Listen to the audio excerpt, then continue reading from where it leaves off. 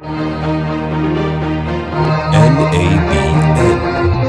New Africa Broadcasting Network. Government College Ibadan, founded February 28, 1929, is a boys-only secondary school located in Ibadan, Oyo State, Nigeria. The founding fathers were British expatriates, Selwyn McGregor Greer and V.B.V. Powell, who was the first principal. The school was modeled after British secondary boarding schools of that era. Government College Ibadan was set up along the standards of Eton College in London. Okay. And it was designed as a school not only offering quality education, but offering well-rounded education. What is so special about GCI? The name itself, when it was started, it was built on the fact that, the best of the best, from different parts of Nigeria, GCI is an iconic college in Nigeria. I mean, one of the oldest, and it touches on the education, the learning, the sporting, the preparation for life, and a great future. The first set of students were 29 in number. The school was ranked as top of the best among its peers at that time. The quality of education was so high, gaining admission to GCI was like gaining admission to Cambridge University. For you to get into Government College Ibadan, there must be something special about you. As a young boy, I felt quite fortunate to have been given admission to a prestigious school like Government College Ibadan. And like most of us, I tried to make the most of it. Discipline was the hallmark of the school. Anyway, it basically toughened me up really quickly. And till today, I value the discipline I learned from the school. Till today, I instinctively obey the law, because that was knocked into me in GCI. I mean, if you say, don't cross the lawn or don't do this, that's what I do instinctively. I do not flout any rules whatsoever. And that's the main thing I learned in that school. What life was like at GCI at the time?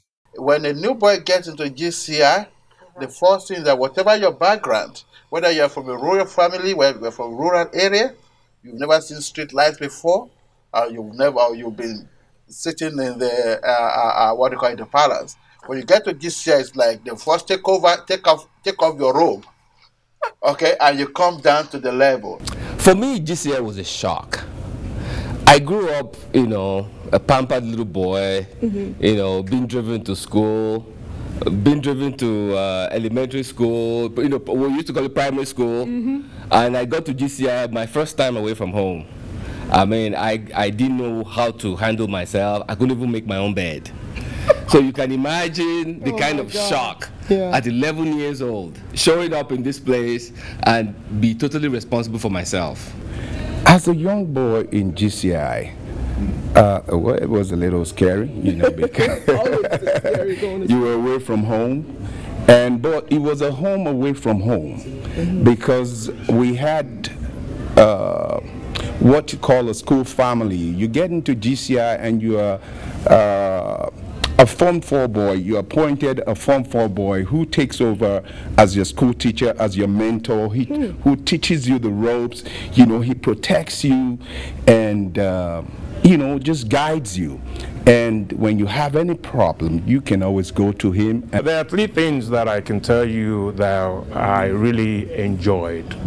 One of them was the entrance interview. You have 3 days when they bring you in, and 3 days? Yes, 3 days. Wow, 3 days. It's like a written interview, verbal interview, and then they see how you mix with other kids from all over the country. We're in Ibadan, we have a lot of kids that came from Lagos. Okay. So, and then in that 3 days, they just want to see how you're going to cope away from your family. Because at that time, a lot of us have not left our mom in a house. So, and it really helped us to grow as men. What is tier? I still don't know the real meaning of it. Tier, the way we use it, is actually an abbreviation for teacher. So when you come into the school, you are assigned a school teacher. Okay, but the students themselves abbreviated that, in a kind of a term of endearment, and started saying my teacher. I'm glad you said that. They said my teacher. Yeah. So, but that's what it is. Okay. You come in.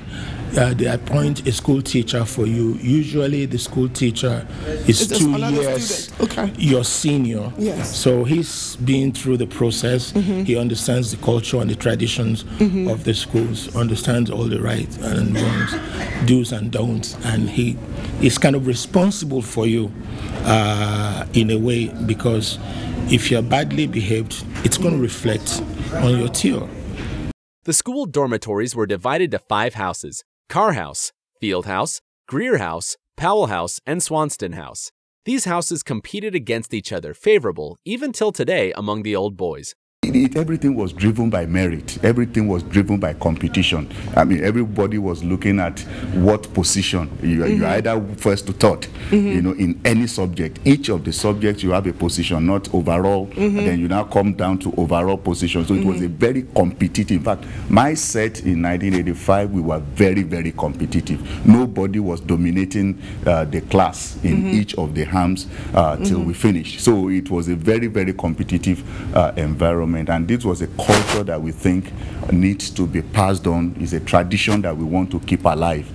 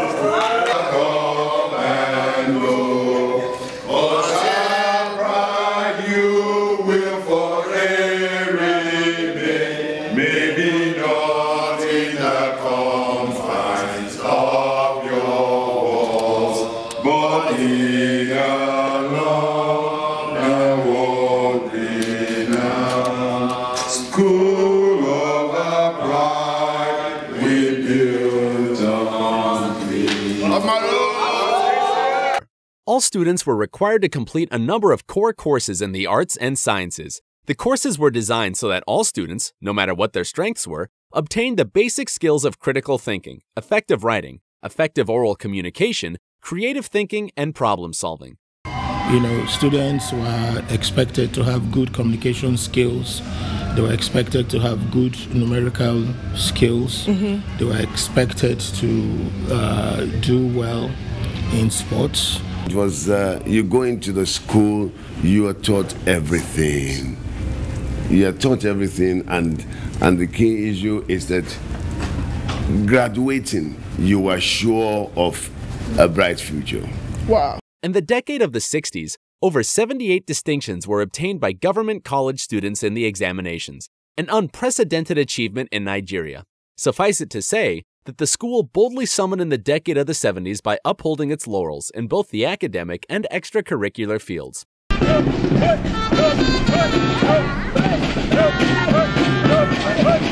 The school earned the enviable fame of being the best secondary school in Nigeria. It had well-resourced classrooms and laboratories. As the school grew in numbers, in reputation, and in fame, its students constantly achieved high scores for exam results at O-level and A-level. The school has produced over 80% of the presidents of the Nigerian Society of Engineers since its inception, and one of only 4 Africans to be awarded a Nobel Prize. Government College is one of the real schools, real boarding houses. Real schools. The real schools that we had in those days. The school that produced the likes of Dr. Christopher Kolade, Professor Akikugbe, and all the others.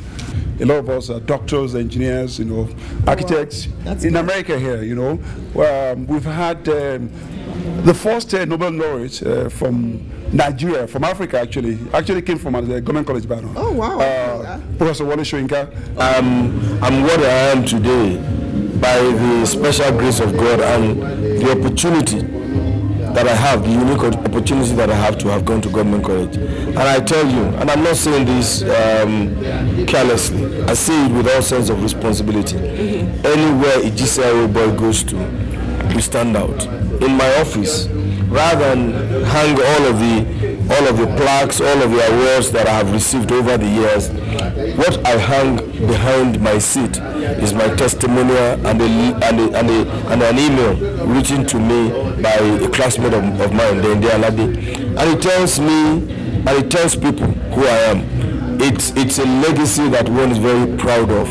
And when people commend me and wonder how I'm able to behave differently, excellently, you know, in situations, I always refer them to my GCI background. Government College Ibadan Old Boys Association, GCIOBA, was formed in 1934. Since its formation, the association has done so much for the school. They have chapters all over the world. The common goal is to discuss the problems facing the school and the best way they can solve the problem. Like many other schools of its class, this secondary school was taken over by the government in 1979, and the momentum of development has since been reduced. Some former students of the school has decried the action, praying the state government to allow them to play a part in school management through a public-private partnership initiative.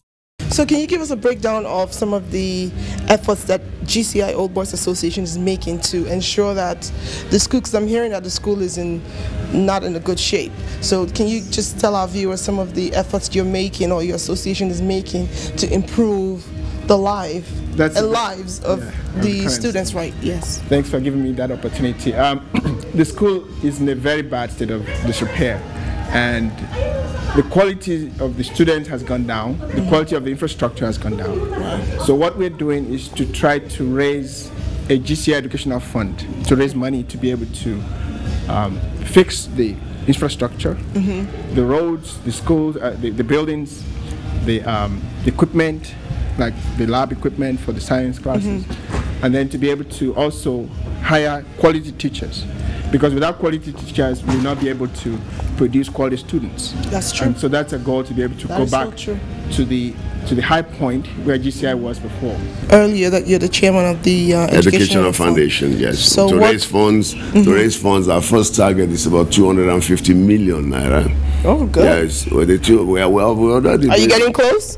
We're already doing fairly very well about that, and we want to use. But then the most important thing is that we needed a buy-in from the government, and when the government created this PPP, private-public partnership, we were very happy about it, because then we were all moving, and then we now say, okay, we have a say in what is Government College Ibadan. Yes. Recently, Government College Ibadan Old Boys Association GCIOBA North America chapter met in Las Vegas for 3 days to deliberate how the school can be improved and restore its past glory. Rebuilding GCI is not left only for the old boys. Their wives, which they refer to as young girls, are fully in support. But, you know, the guys really, really love their school, and we, as their wives, as their partners, as their supporters, you know, we want to do everything to support them in elevating their school and bringing back the glory that the school. My father-in-law went to GCI, you know, and all the boys went to GCI. Your husband mentioned that, yes. So it's obviously a school that had tradition. Yes. And the boys are trying to bring the tradition back. And as wives and as supporters, we're there to help them, you know, in bringing back the tradition. In fact, the school song is what is most inspiring for me, because I've surveyed all kinds of school songs and I don't see anyone that comes close to the kind of wordings that we have in our school song. School of our pride, built on the rock, by order, justice, and fair play rule. May what we dare to learn from thee, you'd be our guide light throughout our lives. School of our pride, built on the rock, service to others, not to self, consideration. And we have benefited so much for a very strong network of the Old Boys Association. And so it's a clarion call when the Old Boys felt that, look, we cannot allow the decrepit condition of the school to continue, and there's a clarion call to every set. I mean, right now, we will have more than 75 class sets from GCI, if you look at the years of admission starting from 1929. So every set of GCI Old Boys are required to really respond to this clarion call and heed the assistance for the alma mater. Although educational system is very bad currently in Nigeria, Government College Ibadan, GCI, is still among top secondary schools in Nigeria. GCI still produces the best of the best in all areas of academic and extracurricular activities. On behalf of our producer, Moses Adedeji, and our executive producer, Joy Adedeji, my name is Dylan McCloskey. Thank you for watching.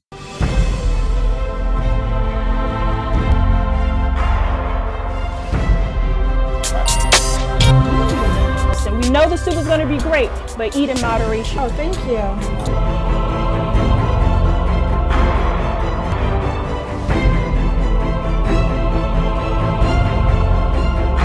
And what a wonderful family friends, and I wish her all the best.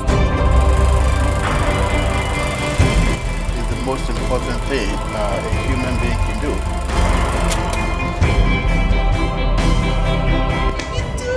Why would you want me to